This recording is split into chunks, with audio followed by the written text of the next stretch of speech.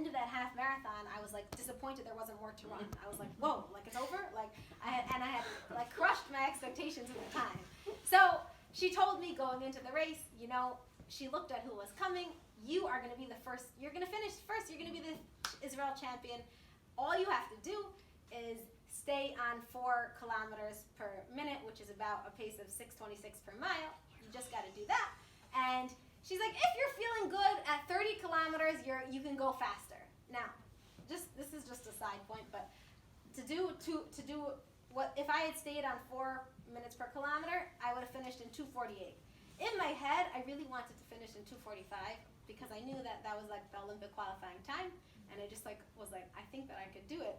But my coach was telling me like, I remember her words were, if you start going faster before 30K, oy vavoy lach, like don't do it. And I was like, okay, fine, don't do it.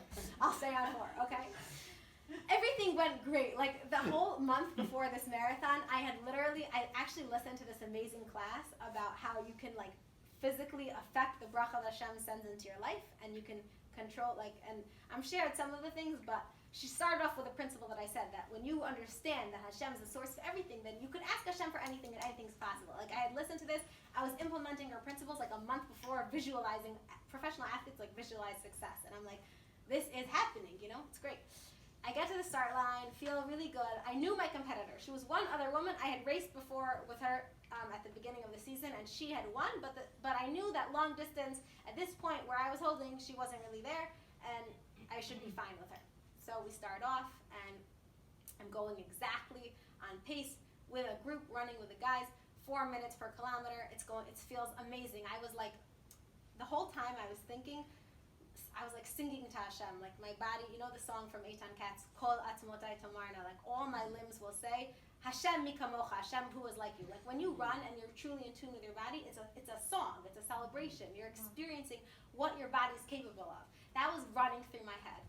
And I'm like on my way to winning the championship. It's great. And as we're getting closer, and the woman who was behind me, she was keeping up, but like I could tell it was getting harder for her. And she was gonna fall back soon.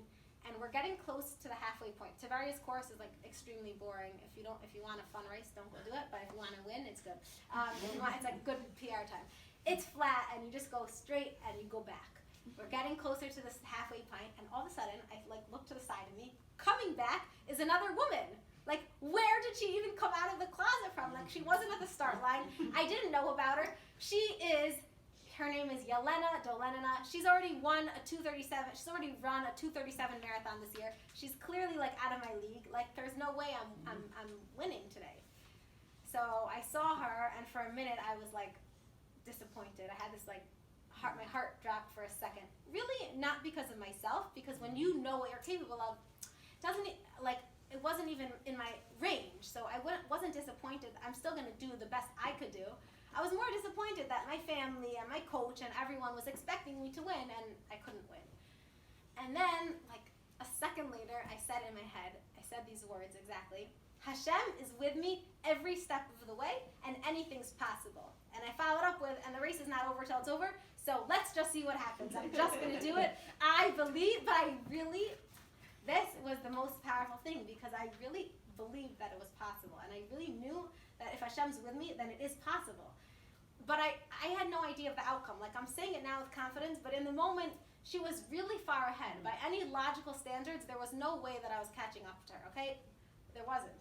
We turned around, and I saw a man in the distance, and I was feeling very good. Like, that 4-minute kilometer thing had been really good, and it felt like a breeze. So I was like, I said to the guys that I was running with, like, you know, I'm just going to try and run ahead and catch up to that other person in front of me, because I want to start going a little faster. And they looked at me like, no. Like, you don't, I'm not, they're more experienced marathon runners. Like, I have never run at this pace in my life for this distance. Like, who do you think you are? Like, why are you starting to go faster? And I was like, you know, I know Hashem's with me. Like, I'm doing this. And the guy told me after that he wanted to run after me and grab me, but they don't touch me, so. So I said bye-bye, and I just took off. And I remember in that moment having like this dialogue in my head. Your conversation in your head is so powerful, because on the one hand I was thinking like, my coach Eti, I doing it? Why are you doing it? And on the other hand, thinking, what do I have to lose? She already fell behind the third woman. The first woman's ahead of me. And I just kept repeating, of course I can do it. Hashem's with me. I can do it. I know I could do it. Let me just see. So I was pushing myself. I was going fast. I caught up to the guy. Now I could relax a little. I have someone. It's always easier. It's always easier when you're running to be pacing yourself off someone. I zone out. I look at someone's feet and I just go. So I followed his feet and I was feeling good. So I said, after a kilometer or two, I was like, let's just see if I could go a little faster. And repeated the mantra. Hashem is with me every step of the way. He's with me every step of the way. He's my source of my strength.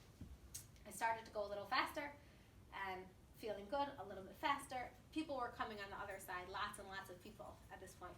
Where I was running, there was no one. And they were cheering, and then they said, Yelena's not so far ahead. Oh. I was like blinking. I'm telling you, I hadn't seen her at all this entire time. And all of a sudden, it seemed like I was catching up to her. And I started to run a little faster, and then I see a hill, and I see her on the hill, and I can take hills hard, so I ran down the hill, and I literally I'm right behind her back. And now the strategic thing to do is stay with her for as long as I can, and hopefully at the last kilometer I'll still have strength, and she won't, and I'll be able to finish first. So I'm doing my strategy, just following her legs for a minute or two, and you know what? She turns around. And after 2 minutes, and she says to me, Ani gmura, I'm done. It's your race. And you know what? She was amazing because she didn't want me to miss out on any possible time that I could have gained. And so she told me to go ahead. And I guess it wasn't her day. And I guess that when you know where your strength is coming from, anything's possible. And I continued with that mantra, Hashem's with me. And I had been trying to get to 2:45. And I had a race predictor on my watch. So I was looking at it, and it's saying 2:44. And then I said, let me see if I can go a little faster, 2:43. And then just a little bit more, and I said, I just need to see my kids. And my kids were 100 meters from the finish line. They all came up to Tiberia with signs.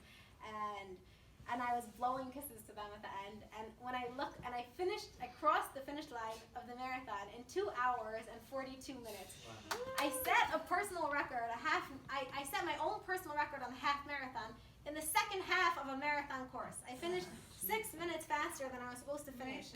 And the thing is, it's not what I attribute it to is, I'll get to the next thing, but when you really, when you understand that we each have a piece of a Kadosh Baruch Hu inside of us, and that every gift that we have is from Him, and that all we have to do is just develop the strength that the